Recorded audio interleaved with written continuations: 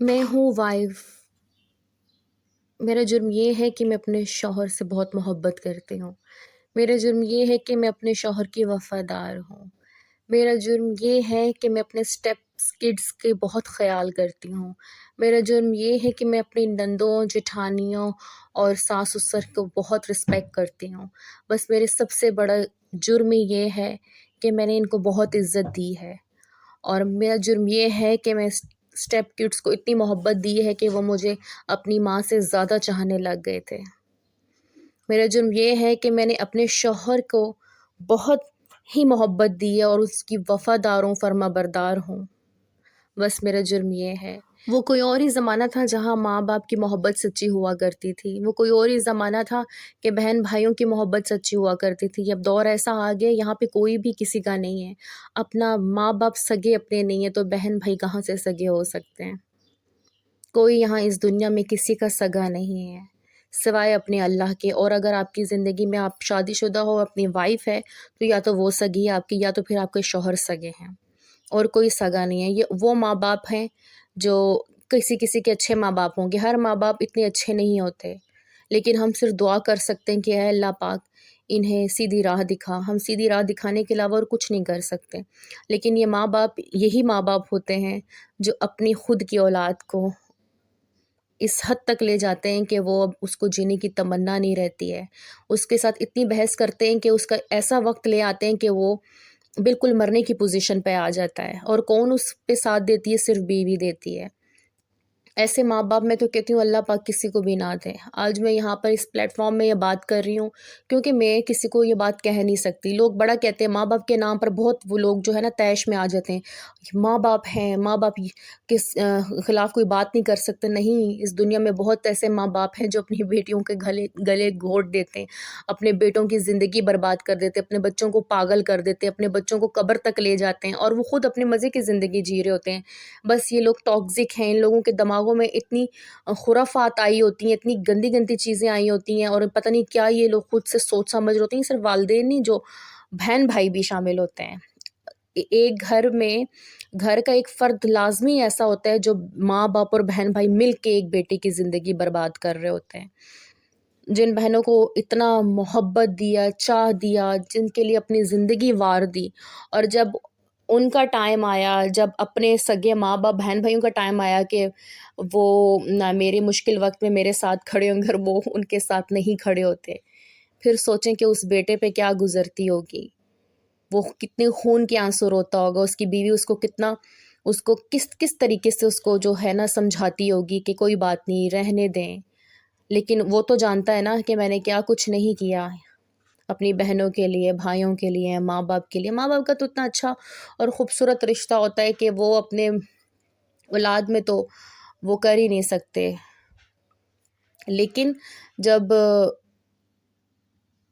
اندر بغض آ جاتا ہے، حسد آ جاتی ہے، جیلسی آ جاتی ہے، لالچ آ جاتی ہے، پھر وہ ماں باپ نہیں رہتے ہیں۔ وہ ماں باپ پھر اپنے مقصد کے اوپر ماں باپ رہتے ہیں، اور اگر کبھی کبھار اچھے سے بات چیت کر لی یا کچھ اچھا تھوڑے دنوں کے لیے تعلق رکھ لیا، اس کے پیچھے بھی مقصد ہوتا ہے۔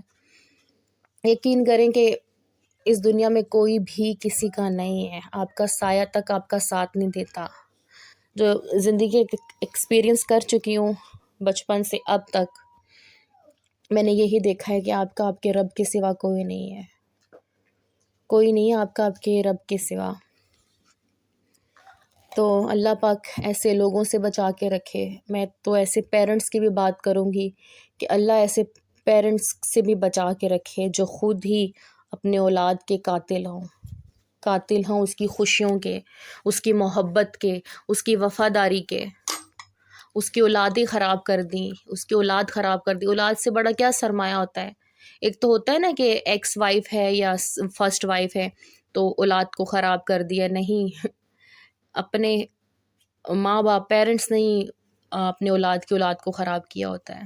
آج اس پلیٹ فارم سے میں یہ بات کر رہی ہوں، اگر میرے فیملی والے دیکھیں، میں ان کو فیملی والا تو نہیں مانتی ہوں، اگر وہ یہ دیکھتے ہیں تو کہیں گے ہماری بہو یہ کیا کہہ رہی ہے ہمارے بارے میں، بہو کو زندہ مار دیا ہے، اس کے اولاد کا نہیں پوچھا، وہ کتنی مشکلوں سے گزری ہے، وہ اس کو آپ لوگوں نے قبر تک پہنچا دیا تب نہیں پہنچا۔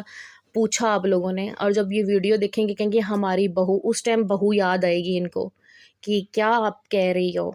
ویسے تو وہ جینا مرنا پہ وہ تو ہمیں کچھ سمجھتے ہی نہیں ہیں کہ یہ لوگ جئیں یا مریں.